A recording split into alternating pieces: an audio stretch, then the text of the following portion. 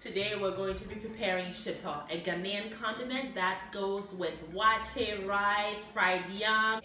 A lot of people are very intimidated by the preparation of Shito. I am here today with the goal to show you the best tasting Shito prepared the easiest way. I'm using shallot onions, okay? And now we have some dried ingredients, and I use these dried smoked shrimp. It's gonna go into the food processor, and some chili, dried chili, that's also gonna go into the food processor, okay?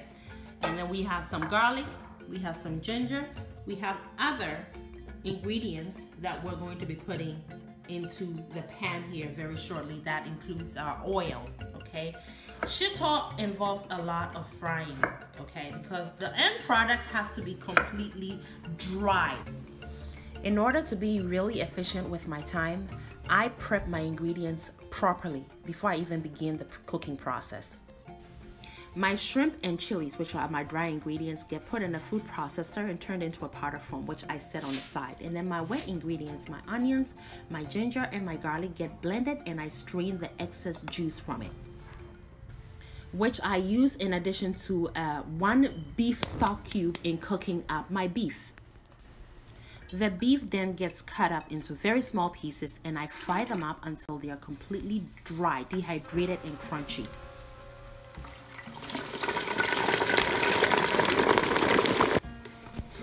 Now, do not worry about losing any flavor because you strained your wet ingredients. You're trying to control the moisture when you're cooking Shito. Otherwise, you'll be in your kitchen for hours on end. Now, most of the flavor is rather in the bulk of the actual ingredient, the onions, the ginger, and the garlic, so you're not losing any flavor. Alrighty, so our next step is to fry up these beautiful shrimps. I got the kind that's deveined, shelled, and the heads removed. I cut them up into small pieces, add some sea salt, and I marinate it with the mixture of onions, ginger, and garlic for 15 minutes. And then I fry them up until they're dry, crunchy, and absolutely gorgeous and just yummy.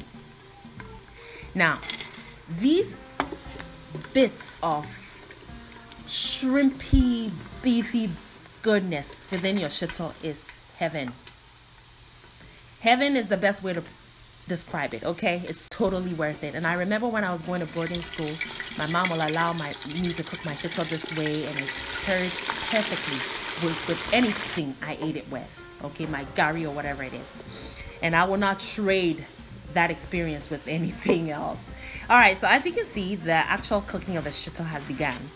So my wet ingredients have gone into my oil at this point, and the oil of choice, the only kind of oil I use in cooking up my Shito, is the extra virgin coconut oil from Ghana, the authentic kind. Now, if you don't have that kind, that's totally fine. You can use canola oil for example, okay? So as you can see, I've also added my tomato paste, and tomato paste is the only kind of tomatoes I use in preparing my Shito. And here is why. I am still trying to control my moisture. If you use fresh tomatoes, and you know fresh tomatoes has a lot of juice, you're going to be spending a lot of time in your kitchen trying to dry up your Shito. So, tomato paste, and I only used half a cup of tomato paste, and I'm actually cooking up a big batch of Shito.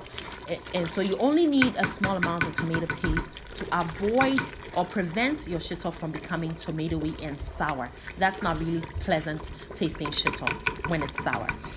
So I've also added my stock cube, and I use the shrimp stock cube.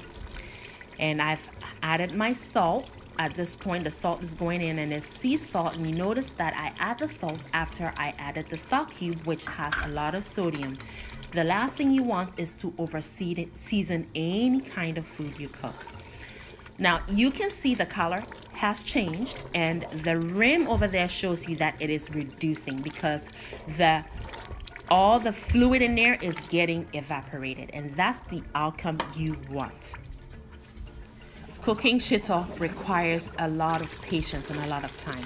80 minutes into the preparation, you can tell that your shito has now turned that desired black color. It isn't burnt, it is flavor, believe me. And as you can see, if you look closely, around, let me see, about 1 o'clock, see that foaming action going on there? That's your indication that your wet ingredients have now reached the dry state. So it is absolutely safe to add your dry ingredients. And the chili flakes, which are dry, have now gone in, followed by your shrimp powder. And once you add your shrimp powder, it becomes even blacker. And that's totally perfect. And it's also imperative at this point to control your heat. Avoid cranking up your heat at this point, because the next thing that will quickly happen is burning, because all your ingredients, including your wet ingredients, are all dry at this point, okay? So continue to stir for about 5 to 10 more minutes and your shito is completely ready after you add your shrimpy, beefy bits, okay? Your shito is ready. And look at the color. That's what color you want. Now, if you want to add more oil at this point to achieve that chili oil consistency, absolutely do that, okay? You're free to do that. And look at this beauty. Look at this beauty. Your shito is ready. Congratulations. I want you to try the shito. Try the shito. That's all I'm going to say. Our shito is done. And I used airtight jars. These are glass. If you have plastic, that's totally fine as long as it's airtight. On how to take care of your shito. You want to store it in a very cool place, maybe in your pantry. But even more importantly, when you go to dish some of your shito onto your rice or your fried yam or wache or whatever the case might be, you always want to use a dry, clean spoon and never double dip. So when you dish the shito and you add it to your food, you stir it around, don't go back with the same spoon and dish some more. You don't want to do that because it will go stale and bad on you very quickly. You can store the excess that you're going to be using like 6 months from now in your freezer. You absolutely can do that.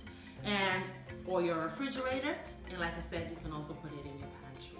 So shito goes with wache. That's the next thing we have on our menu. So make sure you tune in because it's gonna be amazing. That wache is not your mama's wache. Hey, it's gonna be great. So make sure you tune in. Thank you so much for joining me today. I appreciate you guys. Don't forget to share and subscribe and make it a great day. Love you. Thanks for joining me.